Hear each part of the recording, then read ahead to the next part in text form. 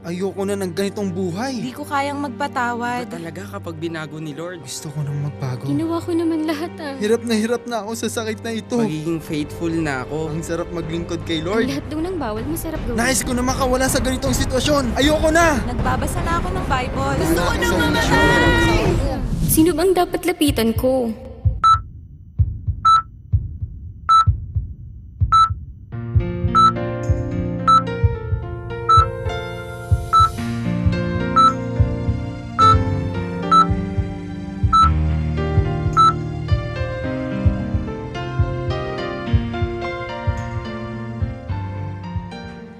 Isang maganda at mapagpalang araw po sa inyong lahat. Ako po si Sister Dory Villanueva at ito ang programang The Life Giver. Ngayong buwan ng Pebrero, sari-saring kwento tungkol sa pag-ibig ang ating matutunghayan. Ngayong araw na ito, saksihan po natin ang love story ni Pastor Ronald Molmisa at kung paanong naranasan niya ang napakagandang love story na bunga ng pananalangin at ng salita ng Diyos. Bawat couple ay may love song na itinatangi dahil siguro yun ang sikat sa panahon na umusbong at yumabong ang pagmamahal sa kanilang mga puso. Kung 80s siguro sila naging lovers, pwede ang Endless Love ni Lionel Richie at Diana Ross. Kung 90s naman, posibleng I Finally Found Someone ni Bryan Adams. Pagdating ng 2000 and beyond, kanya-kanyang trip naman ng mga magsing-irog sa love songs na pwedeng revival mula 60s and 70s. O kaya naman, R&B. Pwede ring rock. Matingkad na kasi ang variety of genre ng music sa mga panahon ito. 90s na makilala ko si G. Pareho kaming miyembro ng music ministry. Pero sa unang kita, walang spark. Kaya naman, wala akong masasabing love song na bagay sa amin nung panahon niyon. Ang love story namin nagsimula dahil sa ako'y nanligaw dati. Tapos lahat ng niligawan ko, hindi nila nakita yung aking value. Ganun na lang. Well, sabihin natin na hindi pa panahon para ako magkaroon ng girlfriend. Kaya nagkataon na gumawa si Lord ng pagkakataon at ng paraan para magkita kami. Nagkakilala kami ni Ate G sa music ministry. Ako ang kanyang gitarista, siya yung aking manganganta. Nung mga unang taon, hindi naman kami ganun ka-close kasi lagi ko siyang inaaway. Pero nung lumaon na, syempre, banding sa music, yan. Naging close din kami lahat. So, may pagka-MU na rin dahil ang type ko naman kasi sa lalaki, yung matangkad, singkit.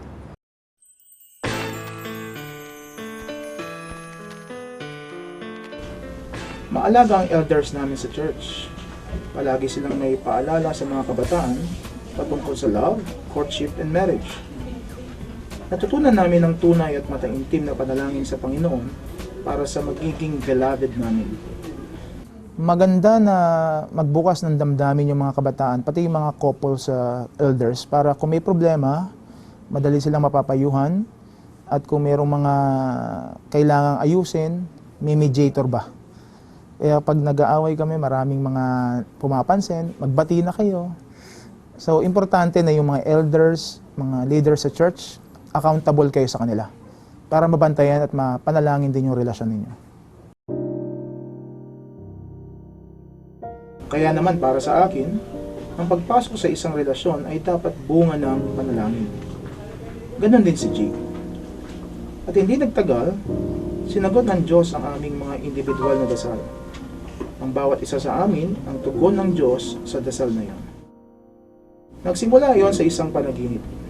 Nung una, sa isip ko'y napaka-weird naman ng panaginip na iyon. Hindi naman kasi kami close ni G at hindi pa siya nakararating sa bahay namin kahit pa nga magkasama kami sa iisang ministry. Sa panalangin at pagsaliksik sa salita ng Diyos, nangusap ang Panginoon tungkol sa mensahe ng panaginip na iyon. Yung panaginip tungkol dyan sa isang cake na binigay niya sa akin sa panaginip at isa sa mga hindi ko makakalimutan yung suot-suot niyang damit na lagi niya sinusuot pag siya nagkakaroon ng worship leading assignment. Hindi ko makakalimutan yung damit na yon. Ibig sabihin lang noon na magsasama kami sa ministry kasi pumunta siya bilang worship leader at yung cake hindi nabuo kasi nagkaroon din siya ng boyfriend before at maraming pagkakataon lumuha rin siya. Ako na lumuha rin ako. Kaya sabi sa akin ng Panginoon, yung cake na yan ay yung simbolo ng puso niya. Yan ang binibigay niya sa'yo at iyan ang aalagaan mo. Kaya hanggang ngayon, inaalagaan ko naman yun. Sinabi ko ang panaginip sa kanya at pareho naman itong ipinagkatiwala sa Diyos. Kumbaga yung reaction hindi siya negative. Kasi during that time, nagpe-pray na rin ako ng lifetime partner ko. Nagsimula na akong manligaw sa kanya. Siguro yung ibang kabataan naman ang mauwirduhan dito. Pero ganun talaga. Kung gusto mo ng regalong kabiyak ng Diyos, hilangin mo ito sa panalangin. Naghintay din si G ng pangungusap sa kanya ng Panginoon. At finally, matapos ang 5 buwang ligawan at pananalangin, naging mag-boyfriend at mag-girlfriend kami. Gusto niyo malaman paano ako nanligaw kay Ate G? Umaattend kami noon, nung pinasagot ko siya, umaattend kami noon ng isang discipleship seminar sa church. Dahil sabi ko, 5 buwan na ako nanliligaw sa'yo, wala pang nangyayari sa atin. Sabi ko, pag hindi mo pa ako sinagot, titigil na ako. Nagsusulatan lang kami kasi bawal mag-ingay. So, through sulat, doon siya nagtatanong, doon ako sumagot sa kanya. Sabi niya kasi sa akin, maraming pagkakataon, sinubok namin muna yung sitwasyon. Kung talagang para kami sa isa't isa. Meron ng MU doon, mutual understanding.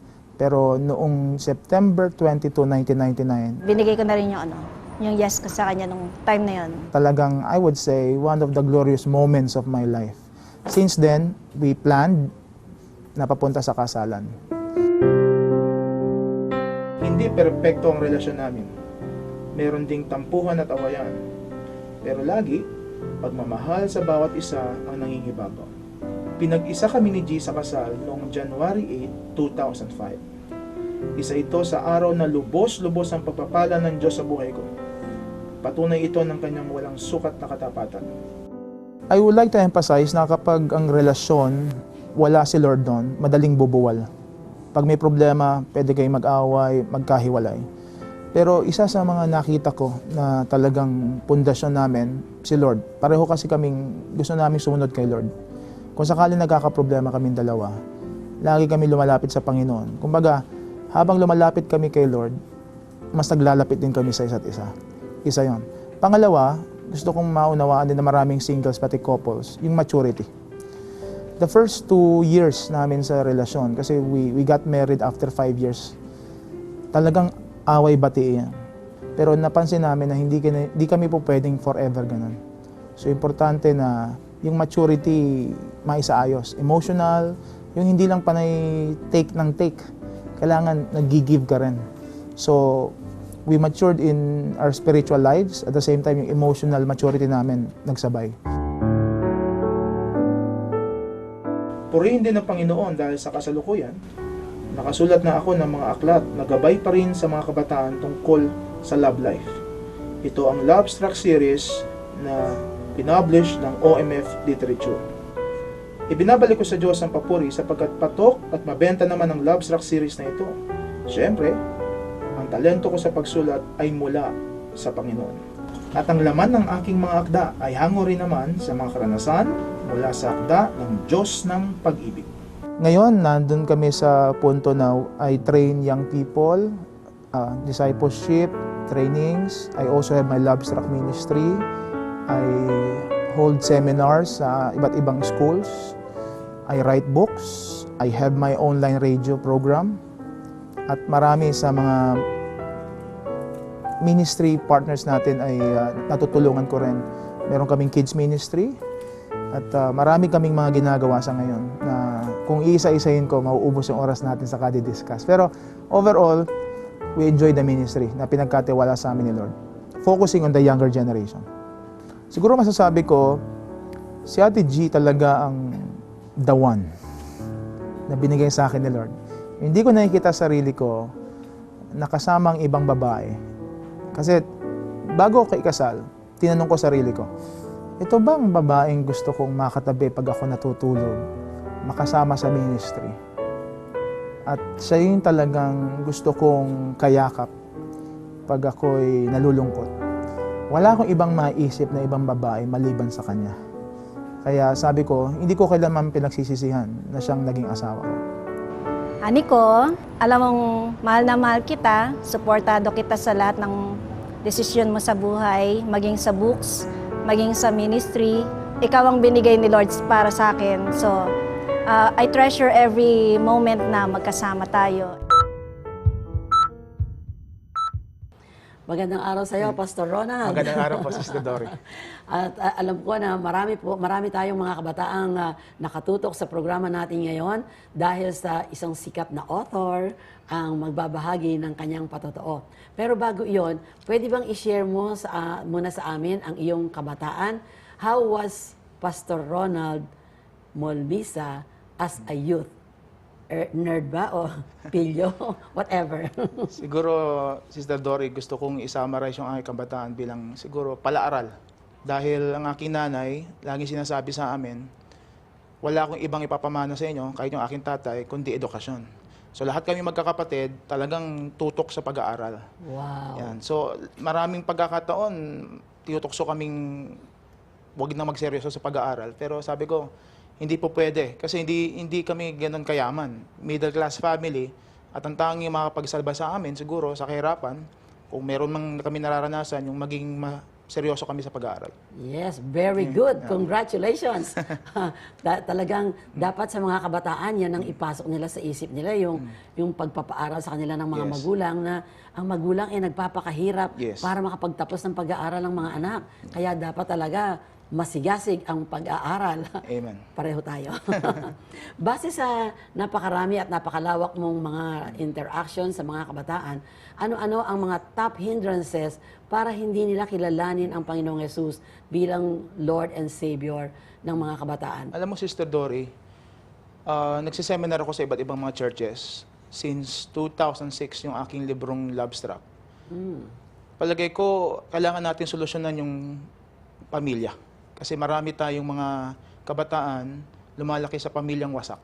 Kasi kahit gaano kabait ng bata, kahit gaano sila kasipag sa pag-aaral, kahit gaano encouragement nga minsan sa church ng mga workers, ng mga members nila sa church, pagdating sa bahay, kung panay-away, kung wala silang magulang, apektado yung kanilang espiritualidad. At isa pa, of course, we know that, yung media. Kapag hindi naging mapagbantay ang mga magulang, pwedeng maging tagapagturo ang media kung ano dapat isipin ng mga bata. Kaya kinakailangan ay talagang ang mga magulang ay magbigay ng atensyon sa kanilang mga anak. Yeah. At magulang, una sa lahat, kayo muna ang mag-pay attention to the Word of God sa Amen. Bible Amen. para ang inyong anak ay maibigyan nyo ng direksyon.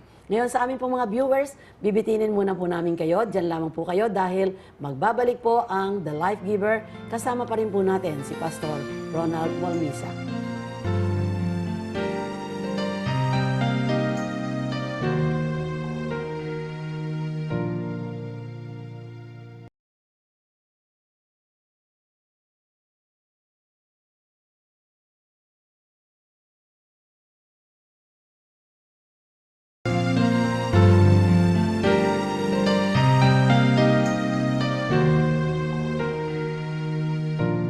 We're back here on The Life Giver at kasama pa rin po natin si Pastor Ronald Molmisa.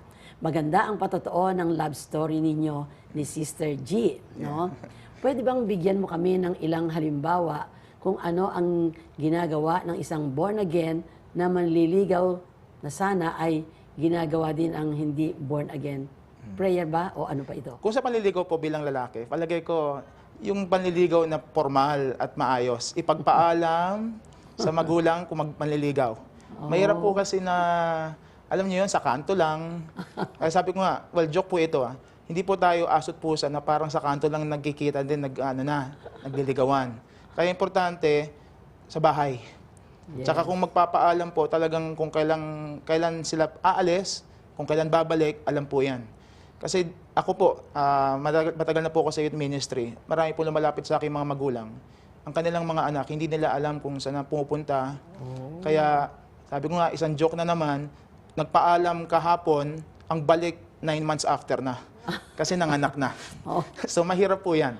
So yan po yung mga payo ko na accountability is important. Yes. Na kahit sa pastor, kung kayo po yung worker sa church, para may nananalangin po para sa inyo. So, kailangan ang gabay Yes. ng magulang, maging pastor, Yes. maging mga, kahit naman hindi pastor, ano? Yes, yes. Kahit mga attendees lang ng church Yeah. na Christian ka, Yes. kailangan magkaroon ng malasakit sa mga Yes. kabataan.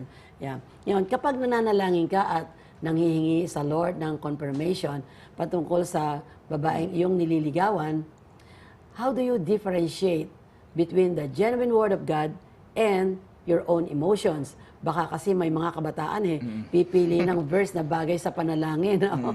At pagkatapos ay sasabihin niyang, yun ang Word of God. Yes. No? Anong masasabi mo doon? Meron nga nagbasa ng yung Psalm 23. Diba huli nun? Surely goodness and mercy shall follow me all the days of my life. Sabi niya, siguro si Shirley yung aking will. O kaya si Ness. O kaya si Mercy. Well, ito po yung pamantayan ko dyan. Lagi mong kapag humihingi sa akin ng payo. Nagbabago po ang damdamin. Kasi minsan, sa context, kunyari, malungkot ka ngayon dahil may nangyari sa'yo. Kaya sabi nga nila, huwag kang magdidesisyon pag masyado kang malungkot kasi baka ikaw'y maapektuhan ng emosyon. Pero ang hindi po nagbabago yung prinsipyo ng salita ng Diyos. Yes. Ang problema po sa atin minsan, maraming mga lovers, alam na nila ang tamang dapat gawin, ayaw lang nilang gawin. Kaya sabi ni Lord, if you really love me, you would obey me. Yes. So, yun po, wag ho nating baliin ang salita ng Diyos para lang ho masatisfy yung ating mga desires. Yeah. Yan. Bakit kailangan spiritually and emotionally prepared ang isang tao bago pumasok sa isang relasyon? Siguro, Sister Dory, yung first, yung emosyon. Kasi may party ho ng ating pagkatao na minsan nade-develop pa yung ating pagkatao. No? Yung, nyari, pag teenager ka, ayon sa pag-aaral, may party ng utak natin na hindi pa masyadong develop. Yung prefrontal cortex Yes, yes. na siyang nagkokontrol ng ating emosyon. Kaya may mga kabataan, yung bugso ng damdamin, ayun ang kanilang sinusunod. So, sabi ng pag-aaral, mga by the age 22 pataas, dyan pa lang nagiging maayos. Yung kaya mo nang kontrolin ng mga, alam mo na, yung mga romantic elements ng buhay mo. Kaya, wag ko tayo magmamadali. Kaya ang aking payo, say no to early dating. Yes. Pag sinabing early, wag masyadong maaga kasi mayroon pa kayong kailangan ayusin, tsaka yung katawan ninyo, marami pang nagbabago, pati utak. Kaya sabi ko nga, wag mo sasabihin sa akin na 14 years old ka at nakita mo na yung tunay mong mamahalin. Spiritually po, lagi ko sinasabi sa mga singles, walang kukompleto sa inyo kundi ang Panginoon. Yes. Hindi ka po pwedeng kumpletuhin ng mapapangasawa mo kasi marami po tayong kahinaan. Ngayon, dahil isa kang sikat na author on love, siguradong marami ang nakatingin sa buhay mo. Gaano kahalaga ang patotoo ng isang tagapayo, lalo na sa mga tagapayo on love?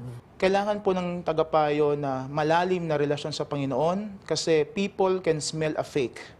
Kasi alam po ng tao kung nagpapanggap ka lang. Kaya yung bawat kilos mo, salita mo, mga post mo sa social media, tinitingnan po lahat nila yan. Yes. Pero nagsisimula po tayo lahat kung maayos yung relasyon natin kay Lord. Kasi mararamdaman nyo naman kung totoo siya. Tsaka yung buhay niya, Yes. kailangan maayos. Lahat ng parte. Amen. Amen.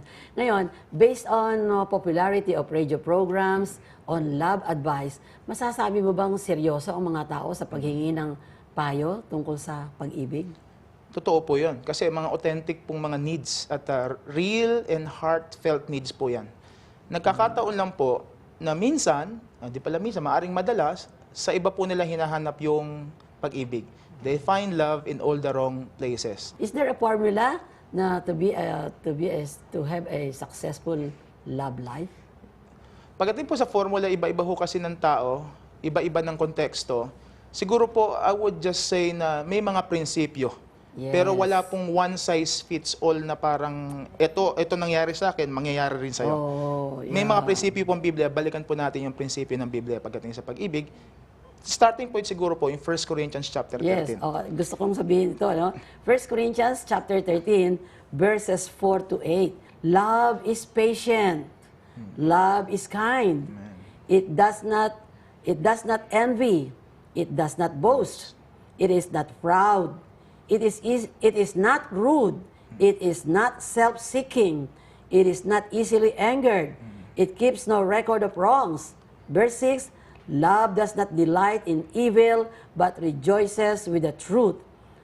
It always protects, always trusts, always hopes, always perseveres. Love never fails. But where there are prophecies, they will cease. Where there are tongues, they will be stilled. Where there is knowledge, it will pass away. So, makikita po natin dito sa salita ng Diyos kung ano ang tunay na love at kung ano ang hindi love. Kaya kinakailangan po mag-aralan po natin ito para matutuhan po natin anong klase talaga ang pag-ibig. Hindi lang po emotion yan.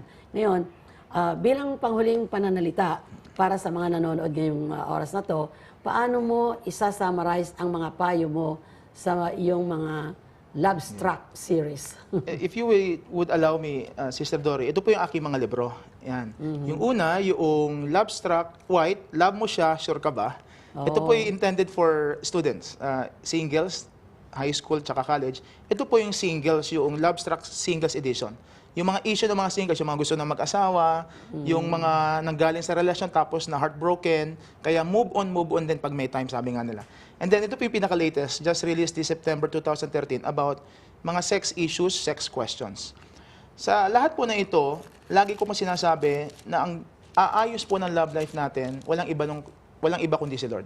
Amen. Kaya ang aking lagi sinasabi, maging sa aking program sa Love Sac Radio, meron po akong online program.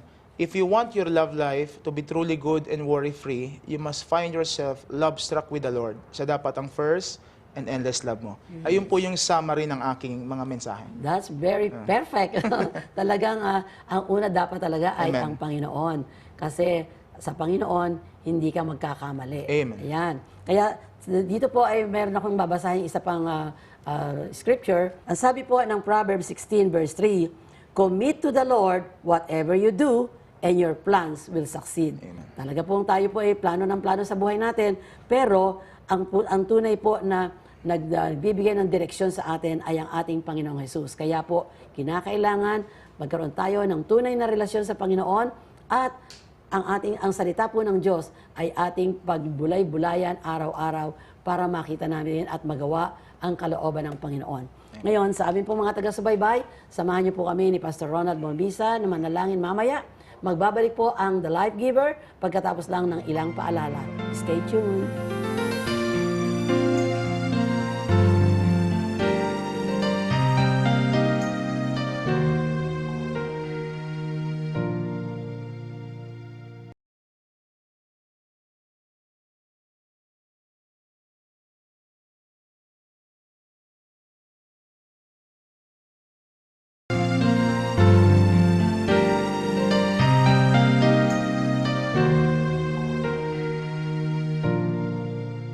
Kayo po'y nanonood pa rin ng The Life Giver.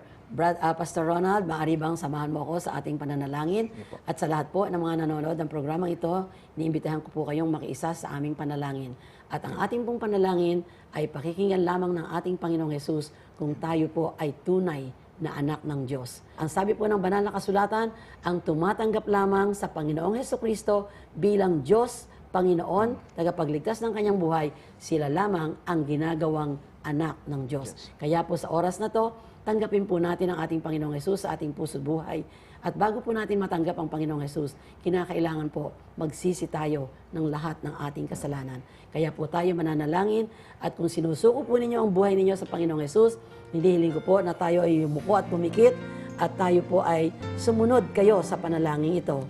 Panginoong Hesus, patawarin mo po ako sa lahat ng kasalanan na aking nagawa, aking naisip, aking nasalita, pati ang mga kasalanan na aking minana sa aking mga ninuno at mga magulang. Patawarin mo po ako, Panginoong Hesukristo. Pinagsisisihan ko po ang lahat ng kasalanang iyon. Linisin mo po ako ng iyong banal na dugo. At mula po ngayon, Panginoong Hesus, tinatanggap kita sa puso ko't buhay bilang Panginoon, bilang Diyos, tagapagligtas, manggagamot ng aking buhay. Panginoong Hesus, tulungan mo po ako na mabuhay araw-araw sa gitna lamang ng iyong banal na kalooban. Marami pong salamat, Panginoong Hesukristo. Ako na lamang po ang mananalangin, dakilang Diyos amang sumasalangit. Marami pong salamat na sa oras na ito ay ang mga taong ito na nanood ng programang The Life Giver ay binigyan mo ng bukas na puso at nananampalataya po kami sa kanilang pagtanggap sa iyo bilang Diyos at Panginoon ng kanilang buhay. Ikaw ngayon ang tunay na master of their hearts, master of their life, O God. Panginoon, dalangin po namin, ikaw po ang patuloy na humawak ng kanilang buhay, bigyan mo po sila ng tamang direksyon sa buhay nila, at ikaw po ang magtuwid sa kanilang buhay. At Panginoong Jesus, anuman ang kabigatan, anuman ang problema na dala-dala nila, may sakit man sila, Panginoong Jesus, ikaw lamang po ang aming kinikilala at tinitingnan na makakagawa ng kaparaanan upang ang lahat ng bigat problema na dala-dala nila ay magbigay ng kalutasan. Panginoong Jesus, buksan mo po ang mga pintuan upang mabuksan ang kalangitan, Panginoon, upang magkaroon ng kalutasan ang bawat problema, bawat kabigatan sa pamilya, sa anak, sa asawa, sa kapatid, sa hanap buhay, sa negosyo, sa trabaho. Lord God Almighty, open the doors of heaven para ang kanilang mga kabigatan ay magkaroon ng kasagutan. At Panginoon, sino man sa kanilang may sakit, ikaw po ang aming kinikilalang dakilang manggagamot. Panginoong Jesus, lay your very hands upon their very body in the name of Jesus and release, Lord God, your healing touch upon that body in the name of Jesus. Maraming pong salamat at Lord, ikaw po ang binagmumula ng bagong buhay. Kaya Panginoon, ikaw po ang magbigay ng bagong buhay sa kanila, bagong kalakasan, bagong sigla, bagong kapayapaan ng buhay. Maraming pong salamat maging sa buhay ng aming pastor na kinikilala na ikaw po ang patuloy na gumagamit sa kanya. Lord God, Lord, pour out your anointing upon him, Lord, in the name of Jesus, and release, Lord God, your blessings after blessings after blessings upon him and his family in the mighty name of Jesus and his ministry, O God. Father, we praise you, we thank you, we give back to you the glory, the honor, and the praise in Jesus' mighty name. Amen and amen. Maraming salamat sa iyo, Pastor Ronald, at sa pagbabahagi mo sa amin ng iyong patotoo tungkol sa kwento ng pag-ibig at kabiyak na nirigalo sa iyo ng Panginoon. Napakaganda po ng inyong programa, Sister Dory, na talagang nagpapatingkad kung gaano ginagawa ng Panginoon na yung mga sira, binubuo niya. At sa amin pong mga pastor na nasa ganitong ministeryo, marami po kaming ginagawa para matulungan pang mas maraming kabataan at mga singles. This February 15, we will have our event sa Cuneta Astrodome, yung Love Struck Convergence. Ang aming pong tema ay The Promise of Purity. Alam po natin na marami alam nyo na nagkakaroon ng issue sa bagay na ito, spiritually, emotionally, physically. Kaya sa lahat po ay inimbitahan po namin sila. Sa mga nakikinig, magsama-sama po tayo sa Cuneta Astrodome sa February 15. Yung mga tickets po ay mabibili sa PCBS and OMF branches. You can visit our website, www.lovestruckmovement.org. Sa inyo pong mga nanonood, inaanyayahan ko po kayong magpatotoo because Jesus is the life giver. Samantala, patuloy niyo pong abangan ang ating mga susunod pang mga episodes dito sa The Life Giver dahil marami pa pong mga kwento ng binagong buhay, pagpapala at kagalingan ang inyong matutunghayan. Gayon din, ibabahagi rin namin sa inyo ang mga patotoo ng mga kapatiran at kaibigan mula sa ibang probinsya at maging sa ibang bansa. Malugod rin po namin kayong inaanyayahan na magbahagi ng inyong patotoo. Maaari po kayong sumulat sa amin dito sa Zoe Broadcasting Network Incorporated, 22nd floor, Strata 2000 Building, F. Ortigas Jr. Avenue, Ortigas Center, Pasig City. O kaya naman, mag-email po kayo sa lifegiver@lightnetwork.ph o mag-iwan ng mensahe sa aming Facebook page na Life Giver. Naka-plus po yan sa inyong mga screens. Muli, ako po si Sister Dory Villanueva na nagsasabing, Jesus saves, Jesus cares, Jesus is the life giver. God bless you more and more.